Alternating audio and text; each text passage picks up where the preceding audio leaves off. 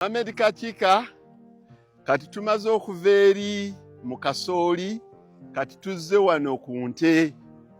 We nabagambye nti bwe neesanze nga ndi mu crisis nti sayire gyampeddeko ne tubeera n'olukiiko mwe basajja mwe ne mwagala okunnemesa ne mbagamba tuliisize wano ente eka ziri 25. Ebisagazi biri ebirungi ebiri eri tetugenda biriisizaamu si bwe kiri Obed? Kati tugenda kuliisiza wano. Twakaliisizaawo ennaku mmeka? Olwaleero lwakuna. Tukyayongera okuliisizaawo ng'ente zikkutirawo bulungi ennaku endala mmeka? Ennaku endala 3 z'ennaku 7. Ennaku 7 ezinaggwerako nga sayireji waffe eri gwe bakola atuuse okuliibwa, nga sayireji atuuse okuliibwa. Bannange tumanyenga nnyo ebintu lwaki abantu bakola ebintu. Ekisagazi kino nakisimba 2012. Ekisagazi kino Napier Pakchong kikula mangu naye era kifa. Ekyange kiwangadde na nnyo lwakuba mbadde nga nkiteekamu manure. Kati sayidi eri kirungi nnyo bw'oteeka manure nga kiddamu. Naye nali nteekinze decision ngenda kukiggyawo mu sizoni eno. Kwe kusalawo nkirundiremu ente zikirye. Oluvannyuma bwe kinaddamu okusituka ndooke nkifuuyire. Maze okuyiwamu obumotoka bwa manure nga 15. Ndooke ndeete tractor evuuguule. Awo ndooke insha Allah mu nkuba ya September nkubemu omusooli. Omusooli ogwo bwe gunaavaamu mu January ndooke ntereeze bulungi nnyo. Allah bw'anaabakkiriza awo ndooke nzizeemu layini y'ekisagazi kya Pakchong empya mu nsimba empya nze gye neeyiiza.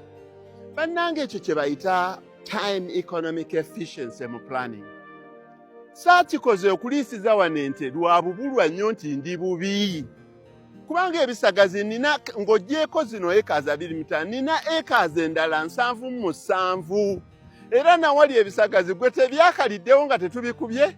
Weebiri ebikalu bye twali tuleese naye nga sisobola kusubdividinga mani power yange. Bannange emesegi kijengezaako okubawa nti bannange tupulaningenga nnyo.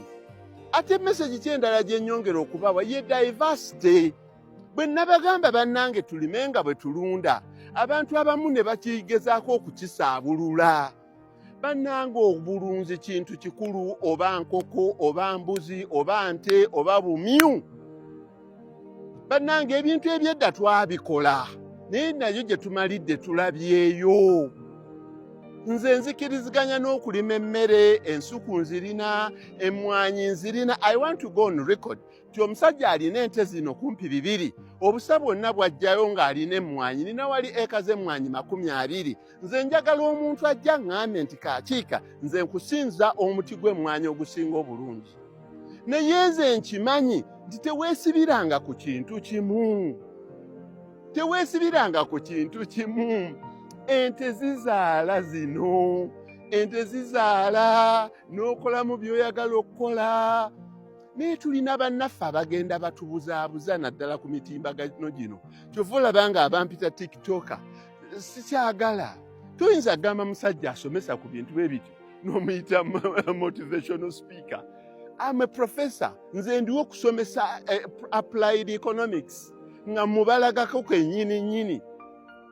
Kati abasajja bano abakama ente zino okuviira ddala nange nga njagadde okulabako.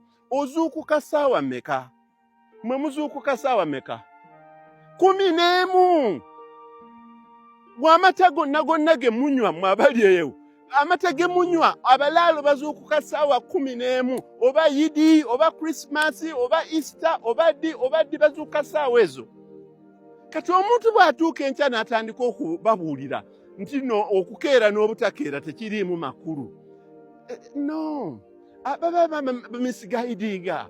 Ennyonyi enkeeze yeekwata olusiriŋŋanyi. Mbuulira bw'onoolunda nga tokeera. Kati ente ziizino ssaawa 4 mu ziizo. Ente zitandise okukkuta zaagala kuddayo kugenda kwewummulira mu biyumba byazo. Omuntu bw'agambanga nti tokeera aba akulimbye. ekikizisayo ensonga eyo nze mbasomesa time economic efficiency. Time kitegeeza budde. Bwe mpulira omuntu ng'abagamba nti tokeeranga kuba n'akeera naye okeera si kwe kufuna ssente, I agree emikisa gibeeramu. Naye omuntu akeera n'aggulawo edduuka lye ku makya, riziki ziba nnyingi okumusisinkana bwe ziba tezizze kuba kugera kwe. Era ne neeyongera n'okugamba abantu abo abawoza ensimbi zino bw'obanga oba ozifunye oba tozifunye, ebintu ebyo ebibiri tebyegatta. Because nze nkirinamuko kye nkimanyimuko ekya marginal utility efficiency. Nti omuntu bw'akugamba oba okedde oba tokedde singa ba security abaali basulawo be baali badde basinza ssente. Omanyi kye bayita marginal utility for money? Nti buli ssente asikaali oyo gw'ojerega nti si asinga okufuna ssente wadde ye akeera nnyo oba asulawo. Asikaali oyo ne bw'aba afuna emitwalo ga 3, essente ezo zimujuna nnyo. Mu economics tugiyita utility. Marginal utility buli ssente gye weeyongerako yonna ekwongera utility. Omusajja oyo omusirikale gw'oyinza okumulaba nti si asinga okufuna ssente nnyingi, bano abajja ab'amaduuka be bamusinga oba nannyini kizimbe yasinga, naye omusajja oyo lwe baba bagenda omusasula bwe bati ebbaasa ey'emitwalo 3, ekimubeera ku mutima gw'amahabba agamubeerako mangi nnyo okusinga ne landlord akolekitinga rent ya miliyoni 4 omwezi. Nze njagala obalabe nga batambula bwe batyo banga bafuluma. Bwe mutulaba mu Mercedes Benz ne zi Range Rover nga tuli mu gakalina ne mulowooza nti tulina emirembe mingi nnyo. Kubanga temumanyi marginal utility for money. Omusajja oyo asikaali atuula n'ekibundu kye n'abeerawo n'omulaba ng'asiriikirira.